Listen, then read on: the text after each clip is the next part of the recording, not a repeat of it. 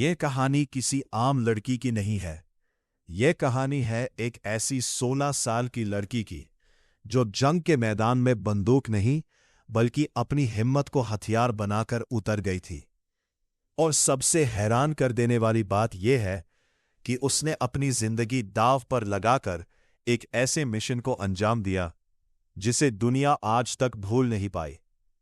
हम बात कर रहे हैं सरस्वती राजामणि की, एक ऐसी टीनेज लड़की जिसे हिस्ट्री बुक्स में बहुत कम लोग जानते हैं। लेकिन सच यह है कि वो सिर्फ एक लड़की नहीं थी, वो थी नेताजी सुभाष चंद्र बोस की सीक्रेट स्पाई फोर्स की सबसे यंग और फियरलेस मेंबर। जब भारत ब्रिटिश हुकूमत के अंडर था, तब कुछ लोग लड़ रहे थे ओपन बैटलफील्ड में और कुछ लोग चुपके से दुश्मन के अंदर घुसकर। सरस्वती उन्हीं लोगों में से एक थी। सरस्वती का बचपन बहुत नॉर्मल था, लेकिन जब उसने नेताजी सुभाष चंद्र बोस को सुना तो उसकी सोच बदल गई। उसने डिसाइड कर लिया कि वो सिर्फ देखने वाली नहीं बल्कि लड़ने वाली बनेगी। और फिर वो ज्वाइन करती है INA, इंडियन नेशनल आर्मी। लेकिन उसका रोल अलग था।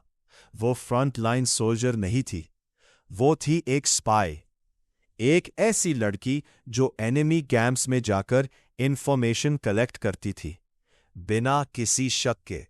सोचिए, एक 16 साल की लड़की ब्रिटिश ऑफिसर्स के बीच बैठकर उनकी बातें सुन रही है और हर इंफॉर्मेशन को सीक्रेटली INA तक पहुंचा रही है। लेकिन कहानी यही खत्म नहीं होती। एक दिन मिशन के दौरान सरस्वती को पकड़ लिया जाता है। ब्रिटिश ऑफिसर्स को शक हो जाता है कि ये लड़की कुछ छुपा रही है। उसे टॉर्चर किया जाता है, बार बार पूछा जाता है, तुम किसके लिए काम कर रही हो?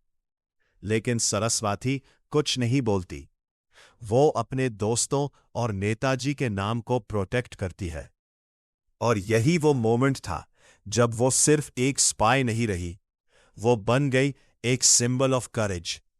सबसे शॉकिंग बात यह है कि सरस्वती राजामणि ने अपनी पूरी यूथ सैक्रिफाइस कर दी। वो जेल से छूट भी गई, लेकिन इसकी जिंदगी कभी नॉर्मल नहीं रही। उसने शादी नहीं की, नॉर्मल लाइफ नहीं जिया, क्योंकि उसके अंदर वो यादें थी, वो जंग, वो टॉर्चर, वो सैक्रिफाइस। और नेताजी के लिए उसका डेडिकेशन इतना स्ट्रांग था कि उसने कभी अपनी आइडेंटिटी को फेम के लिए यूज नहीं किया।